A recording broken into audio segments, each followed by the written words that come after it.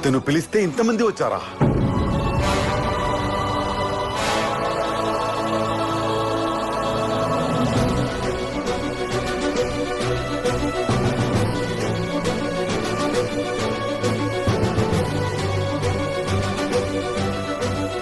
కనుసూపు మేర అంతా జనమే.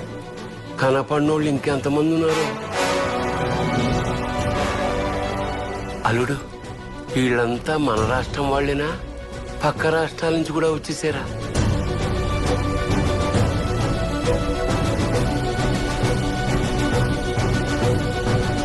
జై శ్రీరామ్, జై శ్రీరామ్, జై శ్రీరామ్, జై శ్రీరామ్, జై శ్రీరామ్, జై శ్రీరామ్, జై శ్రీరామ్, జై శ్రీరామ్, జై శ్రీరామ్, జై శ్రీరామ్, జై శ్రీరామ్, జై శ్రీరామ్, జై శ్రీరామ్, జై శ్రీరామ్, జై శ్రీరామ్, జై శ్రీరామ్, జై శ్రీరామ్. కాకపోతే యుగాలు మాత్రమే అంతే. ఇప్పుడు ఎన్ని లక్షల మంది హిందువులు ఉన్నారు, ఇన్ని కోట్ల మంది హిందువులు ఉన్నారు. ఎంతమందికి మాత్రం హిందువు పట్టింది? కొన్ని కోట్ల మంది ఉన్నప్పుడు హైందవ శంకరావు అని విజయవాడ ఇప్పుడు వస్తున్నారు కొన్ని. హిందూ బంధువులందరికీ జై శ్రీరామ్.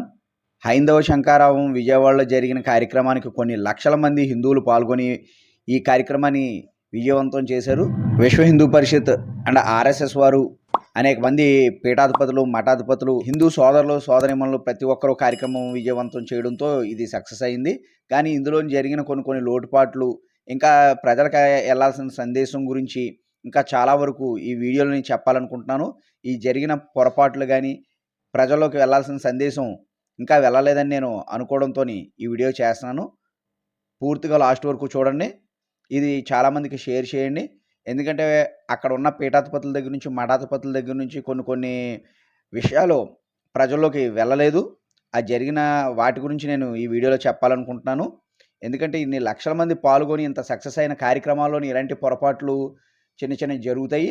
అలాగే వీటిని సరిచేయాల్సిన బాధ్యత, ప్రజల్లోకి తీసుకెళ్లాల్సిన బాధ్యత కూడా మన మీద ఉంది కనుక ఈ వీడియోలోని చెప్తాను. లాస్ట్ వరకు చూడండి. బస్సు దిగి ప్రాంగణంలోకి వచ్చిన వెంటనే ఎంట్రన్స్లోనే అందరికీ భోజనాలు సౌకర్యాలు ఏర్పాటు చేశారు.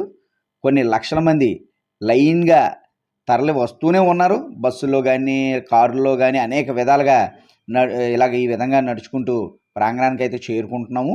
హిందువుల్లో ఇంత చైతన్యం రావడానికి కృషి చేసిన ప్రతి ఒక్కరికి ధన్యవాదాలు. ప్రతి ఒక్కరూ హిందూ సంస్థలో జాయిన్ అవ్వండి. ఇతర మతాల నుంచి వస్తున్న దాడుల్ని తరిమి కొట్టండి. మత మార్పుల్ని అరికట్టి మోసం చేస్తున్న పాషణల్ని తన్ని తరమండి. జై భవానీ, జై భవానీ, జై భవానీ, జై భవానీ, జై భవానీ. మన భారతదేశంలో ఈ హైందవ శంకరావం అన్న కార్యక్రమం మొట్టమొదటిసారి మన ఆంధ్రప్రదేశ్ నుంచి స్టార్ట్ చేశారు. ఈ కార్యక్రమం సక్సెస్ అయ్యింది. ఈ కార్యక్రమానికి మన ఆంధ్రప్రదేశ్ నుంచే కాకుండా చుట్టుపక్కల రాష్ట్రాల నుంచి హిందూ బంధువులు కూడా వచ్చి కార్యక్రమం సక్సెస్ చేశారు.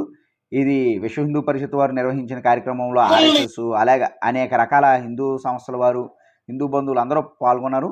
ఈ కార్యక్రమం ముందుగా పెట్టడానికి ముఖ్యంగా కారణం ఏంటంటే, దేవాలయాల్లోని దేవాదాయ ధర్మాదాయ శాఖల్లో పనిచేస్తున్న అన్యమతస్థులు అయిన ఉద్యోగులని తొలగించాలని, దేవాలయాలన్నింటినీ పూజా ప్రసాదం కైంకర్య సేవలన్నీ అత్యంత భక్తి శ్రద్ధలతో నాణ్యతతో నిర్వహించేలా చూడాలని, దీని ఉల్లంఘనకు పాల్పడితే దోషులను కఠినంగా శిక్షించాలని, అవుట్సోర్సింగ్ ఉద్యోగులు కూడా హిందువులు మాత్రమే ఉండాలని, దేవాలయ ట్రస్ట్ బోర్డులో రాజకీయ పార్టీలతో ప్రమేయం లేని హిందూ దైవ భక్తులు మాత్రమే ఉండాలని, దేవాలయాల నిర్వహణపై ధర్మాచార్యులు తయారు చేసిన నమూనా విధి విధానాలను అమలు చేయాలని, దేవాలయాల పరిసరాల్లోని దుకాణాలు అన్ని హిందువులకు మాత్రమే కేటాయించాలని, దేవాలయాల ఆస్తులు అన్యాక్రాంతం కాకుండా గట్టి చర్యలు తీసుకోవాలి, ఇప్పటికి అన్యాక్రాంతం అయిన ఆస్తులను వెంటనే స్వాధీనం చేసుకోవాలని, హిందూ సమాజంపై, హిందూ ఆలయాలపై ఉన్మాదులు కుట్రపూరితమైన దాడులు చేస్తున్న విధర్మీయుత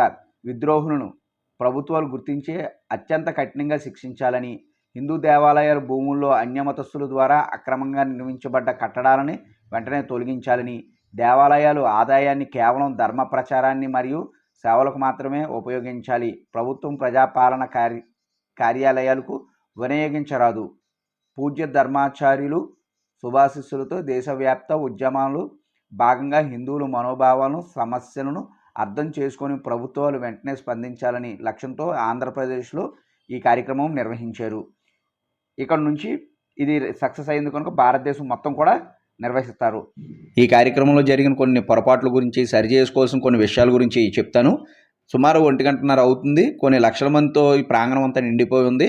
ఇలాంటి సమయంలోని ఇద్దరు హిందీ పీఠాధిపతులు నార్త్ నుంచి వచ్చిన వారితోని స్పీచ్ ఇప్పించారు. ఒక గంటన్నర అక్కడికి వేస్ట్ అయిపోయింది. మలమల ఆడుతున్న ఎండలోని ఇంతమంది ఉన్నారు, ఎవరికి ఏమీ అర్థం కావట్లేదు. ఇలాంటి సమయంలో మాట్లాడాల్సిన మన తెలుగు వారితోని మంచి మాటకారులైనతో వారితో మాట్లాడించాలి.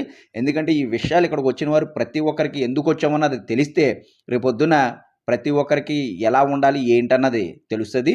దాని ద్వారా ఇంకా ప్రజలకు అవగాహన కలుగుతుంది. నెక్స్ట్ ఇంకొక విషయం ఏంటంటే మఠాధిపతులు, పీఠాధిపతులు చాలా వరకు నోరు ఇప్పి ఎన్నో చెప్పాలి. ఇంత చైతన్యానికి రావడానికి కారణం ఏంటంటే ఇన్ని సంవత్సరాలు లేనిది యూట్యూబర్ల వల్ల మన తెలుగు రాష్ట్రాల్లో కొన్ని మంది యూట్యూబర్లు ఎంతో జరుగుతున్న విశ్లేషణలు చేసి విషయాల గురించి చెప్పడంతో ఇంత ఐక్యమత్యత పోరాట బలం వచ్చింది. ఎందుకంటే ఇతర మతాల్లో ఉన్న పుస్తకాల్లో ఉన్న విషయాల గురించి చెప్తున్నారు, మతం మార్చే పాస్టర్లు చేస్తున్న ఆగడాల గురించి నిరూపిస్తున్నారు. ఇలా ఎన్నో కార్యక్రమాలు అన్నది చేసుకుంటూ ఈ సోషల్ మీడియా ద్వారా ఇంత ఐక్యత వచ్చింది. కనుక పీఠాధిపతులు, మఠాధిపతులు కూడా నోరిప్పి మాట్లాడితే రేపొద్దున ఎవరిని ఎలా అరికట్టాలి అన్న విషయాలు కూడా తెలిసేలాగా సంఘటితం చేయాలి, పోరాడే శక్తిని కల్పించాలి. కనుక ప్రతి ఒక్కరూ మాట్లాడాలి. అలాగే ఇతర పార్టీల్లో ఉన్న హిందువులు అందరూ ఏకమై మన దేశాన్ని కాపాడి మన హిందువులను కాపాడే బీజేపీ పార్టీకి సపోర్ట్ చేయాలని కూడా నోరిప్పి ఇతర పార్టీలకు సంబంధించిన పెద్దలు మాట్లాడాలి. ఇతర మతాల వారు ప్రార్థనా స్థలాల్లో ఎలాగైతే మాట్లాడతారో హిందూ పూజారులు కూడా గుడికి వచ్చే వారికి ప్రతి ఒక్కరికి అవగాహన కల్పించాలి. పీఠాధిపతులు, మఠాధిపతులు కూడా జరుగుతున్న అన్యాయాలను నోరెత్తి ధైర్యంగా మాట్లాడాలని కోరుకుంటున్నాను. ఈ వీడియో నచ్చితే మన ఛానల్ సబ్స్క్రైబ్ చేసుకోండి, లైక్స్, షేర్స్ చేయండి. Thank you for watching our videos. మీ కుప్పాల రవిశంకర్. జై శ్రీరామ్, హర హర మహాదేవ.